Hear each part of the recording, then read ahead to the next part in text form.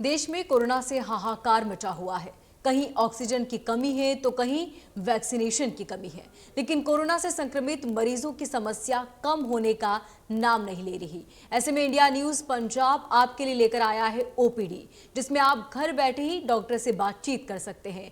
Corona काल में घर बैठकर खुद को और अपनों को कैसे सुरक्षित रख सकते हैं, इसके बारे में हम डॉक्टर से सलाह लेंगे। तो सबसे पहले कोरोना के लक्षणों के बारे में हम बात करते हैं।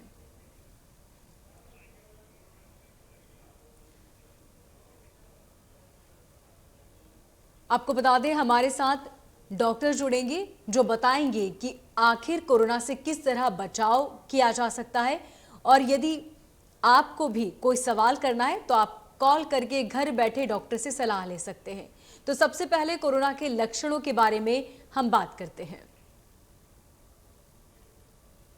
छाती में दर्द, सांस लेने में तकलीफ, निमोनिया, इसके साथ ही यदि खांसी जुकाम आता है तो ये कोरोना के लक्षण हैं। ऐसे में आप मेडिकल न जाकर डॉक्टर की सलाह जरूर लें, और यदि आप संक्रमित हो भी जाते हैं तो उचित दूरी बनाए रखें, खुद को आइसोलेट करें और डॉक्टर्स की बताई हुई दवा समय पर जरूर लें।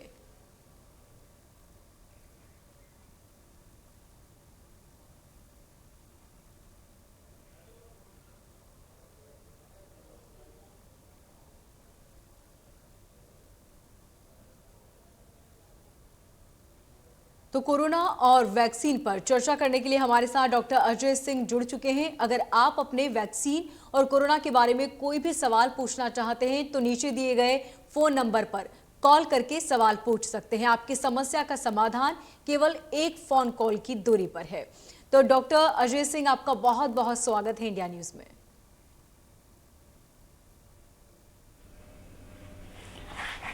जय हिंद, नमस्ते सभी को। कोरोना वैक्सीन के बारे में कुछ ऐसे तथ्य मैं आपके साथ साझा करना चाहूँगा जिससे मुझे उम्मीद है कि आम जनधारा तक एक संदेश निश्चित तौर पर पहुँचेगा कि कोरोना वैक्सीन एक धारदार ढाल हमारे को कोरोना संक्रमण से बचाने के लिए बनाई गई है, और इसका इस्तेमाल हमें भरपूर तरीके से करना है। डॉक्टर अजय, आजकल लोगों में बहुत सारी भ्रांतियां भी हैं। कई लोगों को ये लगता है यदि टीका लगाने के बाद हल्का सा बुखार आता है और उसके बाद वो दूसरी डोज लेने में थोड़ा कतराते हैं या हिचकिचाते हैं, ऐसे मरीजों को क्या करना चाहिए? जी, अमूमन वैक्सीनोलॉजी में या जो वैक्सीन का विज्ञान है उसमें ये पाया गया है कि जब भी किसी भी प्रकार की वैक्सीन, भले ही वो बच्चों में लग रही है या वृद्ध अवस्था में कुछ वैक्सीन लगाई जाती हैं, उसके बाद हल्का बुखार आना निश्चित रहता है।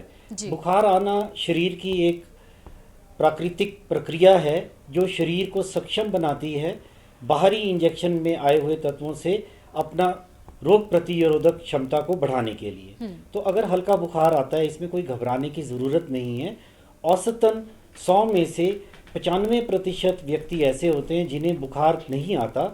मात्र 4 से 5% व्यक्ति होते हैं जो किसी भी प्रकार की वैक्सीन के बाद हल्का बुखार से ग्रसित रहते हैं। इसके लिए मात्र पैरासीटामोल का सेवन दिन में 2 से 3 बार किया जा सकता है, और अगर बुखार 2 से 3 दिन से अधिक रहता है तो जो नज़दीकी डॉक्टर होते हैं या स्वास्थ्य कर्मी होते हैं जिनका विवरण टीकाकरण के दौरान दिया गया होता है, उनसे हमारे मरीज संपर्क साधते हैं। और हमें अनेकों मरीज़ों ने इसी बुखार के चलते अनेकों फ़ोन कॉल्स भी किए हैं और हमने उन्हें फ़ोन पर सलाह मशवरा दिया है।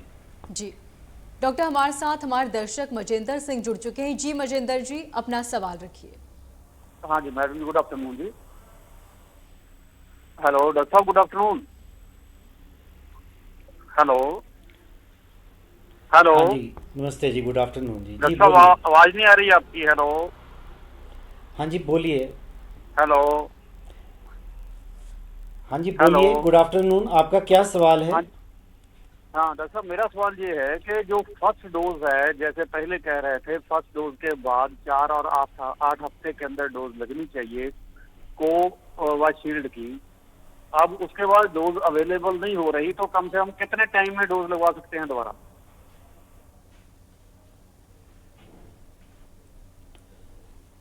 जी, अभी कुछ इसमें मैं 2-4 बातें ज़रूर आपके साथ साझा करना चाहूँगा कि जो अवधि है शुरू में कम थी, उसके बाद जैसे जैसे एक विज्ञान, कोरोना विज्ञान या वैक्सीनोलॉजी विज्ञान का विस्तार होता रहा, तो पाया गया कि रोग प्रतिरोधक क्षमता और बेहतर होती है जब हम अंतराल को बढ़ा देते हैं। तो अभी हम 42 दिन लगभग कह लीजिए 6 हफ्ते के बाद दूसरी खुराक लगाने का मशवरा देते हैं और 6 से 8 हफ्ते का। इसके चलते अभी गत दिनों में इसी खुराक को और इसकी खुराक को अंतराल को बढ़ाने का और प्रयास किया जा रहा है, जो कुछ दिनों में आपके साथ साझा कर दिया जाएगा। ठीक, मजिंदर जी को उम्मीद है अपना सवाल का जवाब मिल गया होगा। डॉक्टर अजय, एक सवाल और जो आजकल के ब्लैक फंगस मरीजों में देखने को मिल रहा है, किस वजह से ये होता है और किस तरीके से इससे बचा जा सकता है?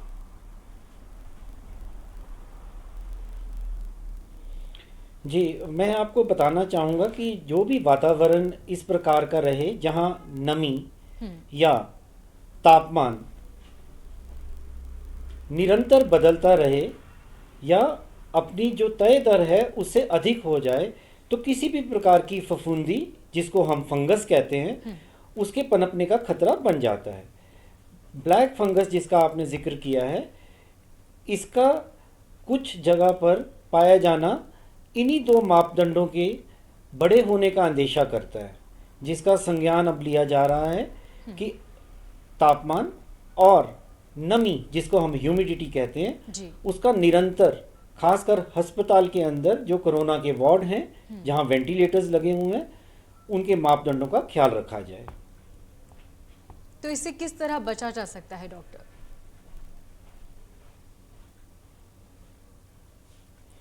जी, जैसे मैंने बताया, एक आम तौर पर जो हमारी नमी है उसको जी। हमें न्यूनतम स्तर कहते हैं 40 से नीचे रहना चाहिए। और अगर हम तापमान की बात करें, जो अंतर्गृह तापमान जिसको हम इंटरडोर टेम्परेचर बोलते हैं, जी।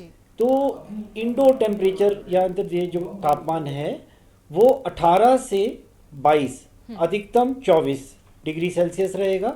तो ब्लैक फंगस या किसी भी अन्य प्रकार की फफूंदी या फंगस के पनपने का खतरा नहीं रहता है। ठीक, तो डॉक्टर हमें इन अजय 2 हमारे मापदंडों का साथ विशेष तौर पर ध्यान रखना है। इसके अलावा उस जगह की साफ सफाई और जिसको हम सैनिटेशन आजकल कहते हैं, निसंक्रमण जिसको कहते हैं गतिविधियां, उनका भरपूर तरीके से इस्तेमाल करना होता है। ठीक डॉक्टर, हमारे साथ हमारे दर्शक अजय गुलशन कुमार जी जुड़ चुके हैं। जी गुलशन, अपना सवाल रखिए। हाँ जी, ऐसा है कि मैंने एक डोज लगवाई है 2 महीने 1.5 महीने पहले। जी। हेलो, मैं डॉक्टर साहब से पूछना चाहता हूँ, मैंने एक डोज लगवाई है। हाँ जी, बोलिए गुलशन जी। तो दूसरी डोज लगवाने के लिए मैं गया था, तो मेरे चेस्ट में तकलीफ हो गई थी, मैं नहीं लगवा पाया। तो अब क्या करना चाहिए? जी, देखिए, अगर आपका दूसरी डोज का अंतराल लगभग 42 दिन से ऊपर हो चुका है और आप अगर अब स्वस्थ हैं, तो सबसे पहले आप जो नज़दीकी स्वास्थ्य कर्मी हैं या आपके नज़दीकी डॉक्टर हैं, उनसे फ़ोन पर भी सलाह ले सकते हैं। अगर हमारे स्वास्थ्य विभाग के कर्मी या डॉक्टर को लगता है कि आपको किसी जांच की ज़रूरत है, तो अवश्य ही पहले आपकी शारीरिक जांच की जाएगी। अन्यथा अगर हम पाते हैं कि आप वैक्सीन के लिए बिल्कुल अब सक्षम हैं, तो आपको सलाह दी जाएगी कि आप निसंकोच होकर अपनी जो दूसरी खुराक है वैक्सीन की, उसे लगवा लीजिए। जी, उम्मीद है गुलशन जी को अपने सवालों का जवाब मिल गया होगा। डॉक्टर अजय, ये मामले भी कई बार देखने को मिल रहे हैं कि जो कोरोना पेशेंट है, अचानक से उन्हें हार्ट अटैक आ रहा है, इसकी क्या वजह हो सकती है?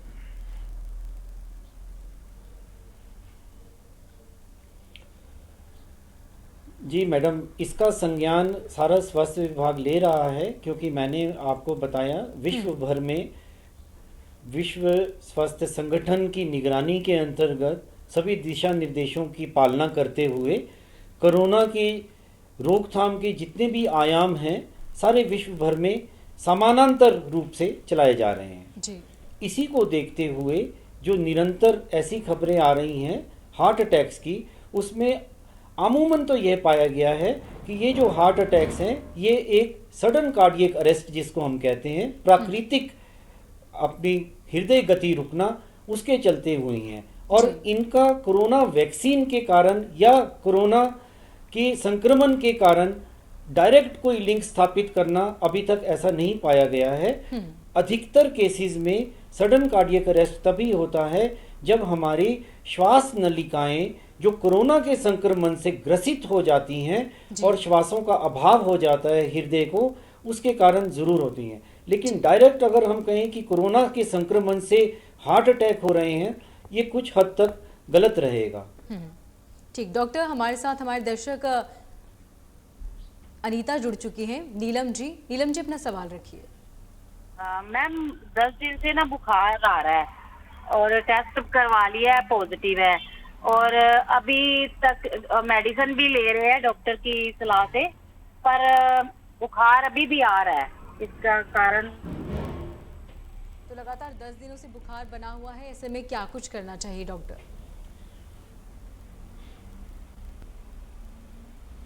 जी, लगातार बुखार का रहना एक निश्चित तौर पर संदेह पैदा करता है कि कहीं बीमारी भयानक रूप ना इख्तियार कर रही हो। हालांकि इसमें घबराने की ज़रूरत नहीं है, अपितु इसके जो भी आपका नज़दीकी स्वास्थ्य केंद्र है, जहां प्राथमिक स्वास्थ्य केंद्र है या अस्पताल है जहां डॉक्टर बैठते हैं, मेरा आपसे आग्रह रहेगा आप एक बार स्वयं वहां जाकर या फ़ोन पर संपर्क कर आगे का जो आयाम रहेगा उसके बारे में ज़रूर सलाह लें। अपितु इसके जो दवाइयाँ आपको दी गई हैं उसकी जो आप सेवन कर रहे हैं निरंतर उसका सेवन करते रहें, लेकिन लगातार चल रहे बुखार को कभी भी हल्के में नहीं लेना है।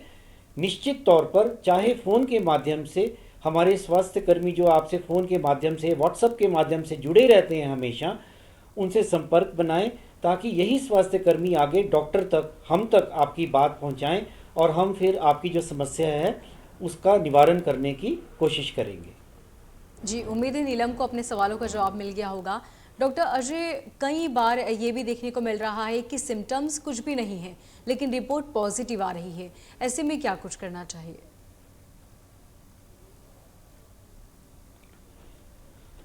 ये बहुत अहम सवाल आपने पूछा और मैं धन्यवाद दूंगा आपके चैनल का कि आपके चैनल के माध्यम से मैं आम जनधारा को अपील करना चाहूँगा, आग्रह करना चाहूँगा कि आज के समय में हल्का बुखार या कोई सिम्टम जिसको आप कह रहे नहीं हैं, आपको लगता है आपका शरीर ढीला पड़ रहा है, सुस्ती आ रही है, हर व्यक्ति अपने आप को बुखार मापने में सक्षम नहीं होता। वह व्यक्ति जिसको ढीलापन या सुस्तीपन बताता है असल में वो अंदरूनी शारीरिक बुखार होता है। लेकिन आम व्यक्ति, हर व्यक्ति अपने आप को यह नहीं कह पाता है कि मुझे बुखार चल रहा है। तो ऐसे में अगर आपको लगता है कि शरीर में सुस्ती आ रही है, शरीर में बदन दर्द हो रहा है या आपका शरीर तप रहा है, तो निश्चित तौर पर आप सलाह लेंगे और निकटतम कोरोना टेस्टिंग सुविधा जहां उपलब्ध है, RT-PCR या रैट, वहां जाकर आप अपना टेस्ट अनिवार्य तौर पर करवाएंगे।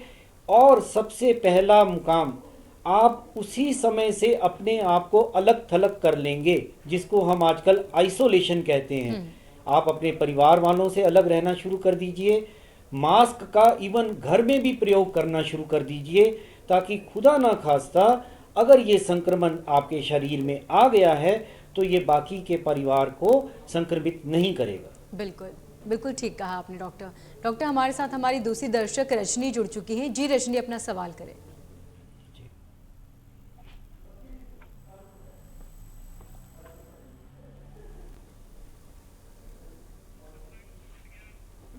चलिए, रजनी से हमारा संपर्क नहीं हो पाया है।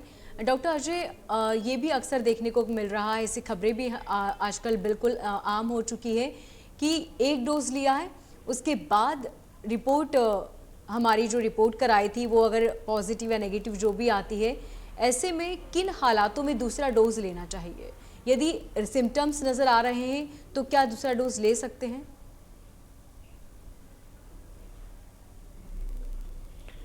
जी नहीं, बीमारी की किसी भी अवस्था में किसी भी प्रकार की वैक्सीन का सेवन नहीं करना चाहिए। वैक्सीन का एक विज्ञान है जो कहता है कि वैक्सीन द्वारा आपके शरीर की रोग प्रतिरोधक क्षमता को बढ़ावा मिलता है। अगर हमारा शरीर अस्वस्थ है जी। तो यह रोग प्रतिरोधक क्षमता जो है ये विकसित होने में इसमें देरी हो जाती है। इसलिए किसी भी बीमारी की अवस्था के दौरान वैक्सीन का सेवन, भले ही वो कोरोना वैक्सीन क्यों ना हो, भले ही उसकी दूसरी खुराक क्यों ना हो, उसका सेवन नहीं करना चाहिए। कुछ अंतराल दे देना चाहिए। शरीर जब बिल्कुल स्वस्थ हो जाए तभी वैक्सीन या दूसरी वैक्सीन की डोज का सेवन करना चाहिए। जी, बिल्कुल अहम जानकारी थी ये डॉक्टर। इसके साथ हमारे दूसरी दर्शक प्रवीण हमारे साथ जुड़ चुके हैं। जी प्रवीण, अपना सवाल रखें। हाँ जी, नमस्कार मैम। जी नमस्कार। मैम 24 तारीख को मैं कोरोना पॉजिटिव हुआ था जी। और अभी मेरी हालात बिल्कुल सही है। किसी किस्म का कोई भी कुछ नहीं है, सिम्टम वगैरह। थोड़ा दिक्कत आया था बीच में 2-3 दिन के लिए और अब बिल्कुल सही महसूस करता हूँ। परंतु 2-3 दिन बीच में बुखार रहा था तो उसकी वजह से शरीर वीकनेस इतना हो गया है कि मैं घर से 5 मिनट की दूरी पे जाता हूँ, उसके बाद घर पे आ जाता हूँ तो थोड़ा थकान महसूस करता हूँ। इसके लिए क्या करना चाहिए? जी डॉक्टर अजय।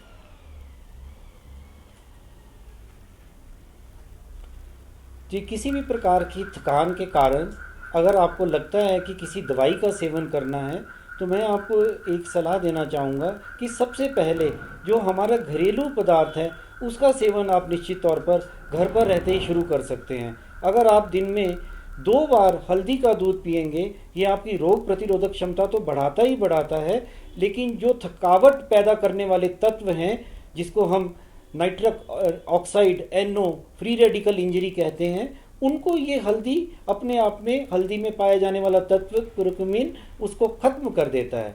ऐसे ही आप घर में पाए जाने वाले फल फ्रूट, हरी पत्तेदार सब्जियां और ज़्यादा पानी का, गर्म पानी का सेवन कर सकते हैं। इन सभी चीज़ों से थकावट पैदा करने वाले तत्व नष्ट हो जाते हैं। और ज़्यादा से ज़्यादा आप साबुत मूंगी की दाल या मोठ की दाल को अंकुरित कर रात को भिगो दीजिए 1 मुट्ठी, 3 दिन बाद उसमें अंकुर आ जाएंगे। अंकुरित दाल का आप प्याज वगैरह काट कर सलाद के रूप में सेवन कर सकते हैं। अंकुरित दालें, ज़्यादा दूध और दूध से बने हुए उत्पाद, इनका सेवन करने से अधिक मात्रा में प्रोटीन शरीर को मिलती है और थकावट दूर करने में सक्षम रहती है। जी, उम्मीद है प्रवीण को अपने सवालों का जवाब मिल गया होगा। डॉक्टर अजय, आजकल सोशल मीडिया पर ये बहुत से इस तरह के मैसेज चल रहे हैं कि यदि आप प्याज खाते हैं तो कोरोना संक्रमण से बहुत हद तक बचा जा सकता है। इसमें कितनी सच्चाई है?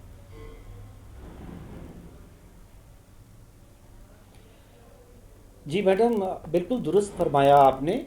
किसी भी प्रकार का सलाद, मैं मात्र प्याज की ही बात नहीं करूँगा, जिनमें abscisic acid, vitamin C, ascorbic acid, vitamins की मात्रा हमेशा सलाद में पाए जाने वाले जो फल सब्जियां होती हैं उनमें ज़्यादा पाई जाती है। तो ऐसे सलाद का सेवन हम निरंतर करें। ख्याल हमें ये रखना है कि जब भी हम सलाद का सेवन करते हैं तो मध्यांतर भोजन, जो हमारा लंच टाइम होता है, वो बिल्कुल सटीक समय रहता है सलाद का सेवन करने के लिए। अपितु इसके अगर हम रात के समय सलाद का सेवन करेंगे, ठंडी तासीर वाला खीरा या मूली का सेवन करेंगे तो खांसी आने के चांसेस बढ़ जाते हैं। इसलिए सलाद का सेवन हमेशा सुबह या फिर मध्यांतर भोजन के साथ करना चाहिए और भोजन से लगभग आधा घंटा पहले सलाद का सेवन करना चाहिए। सलाद में कभी भी हमें नमक नहीं डालना चाहिए, नहीं तो जो सलाद के तत्व होते हैं, पौष्टिक तत्व होते हैं, वो पानी के अभाव से नमक के द्वारा बाहर आ जाते हैं, वो प्लेट में लगे रह जाते हैं, वो हमारे शरीर में तो पहुंचते नहीं।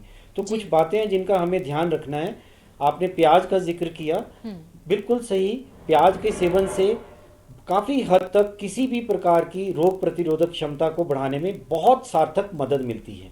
जी, वाकई डॉक्टर, ये बहुत अहम जानकारी, क्योंकि अक्सर सलाद खाते वक्त हम नमक का इस्तेमाल भी करते हैं और कई बार हम जब डिनर करते हैं उस टाइम भी हम सलाद का इस्तेमाल करते हैं। तो जैसा कि डॉक्टर अजय ने बताया, इस चीज़ से आप बचें। हमारे साथ हमारे दूसरे दर्शक ऋषि जुड़ चुके हैं। जी ऋषि, अपना सवाल पूछें। सर नमस्कार जी। हेलो जी नमस्कार ऋषि, अपना सवाल करें। मैम, मेरा सवाल ये है कि मैम अगर हम नमस्कार। सेकंड डोज लगाते हैं वैक्सीन की, तो अगर उस पेशेंट को दोबारा कोविड हो जाता है तो क्या उसका सर्वाइवल रेट मतलब कि ठीक रहेगा? अभी तक ऐसा कोई डाटा आया कि बेशक कि सेकंड डोज लगाने के बाद पेशेंट की डेथ रिपोर्ट हुई है कहीं भी अभी पंजाब में या इंडिया में?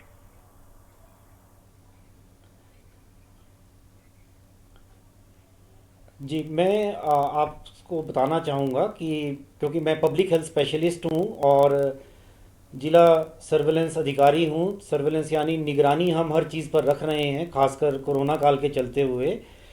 बहुत समय तो ऐसा पाया गया कि कोरोना वैक्सीन लगने के उपरांत कोरोना पॉजिटिव नहीं हुआ था मरीज।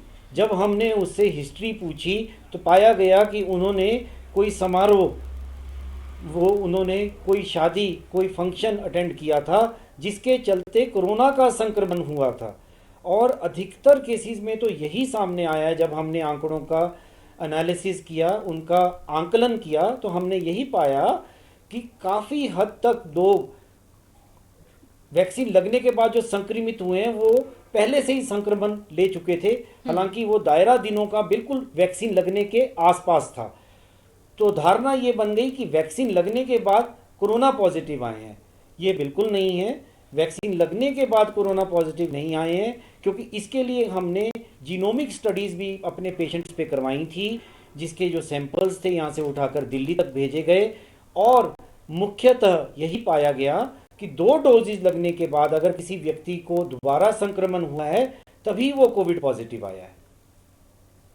क्योंकि कोरोना होने के कई समय बाद भी सिम्टम्स हो सकते हैं। डॉक्टर अजय, हमारे साथ जुड़ने के लिए और कीमती समय निकालने के लिए आपको बहुत बहुत शुक्रिया।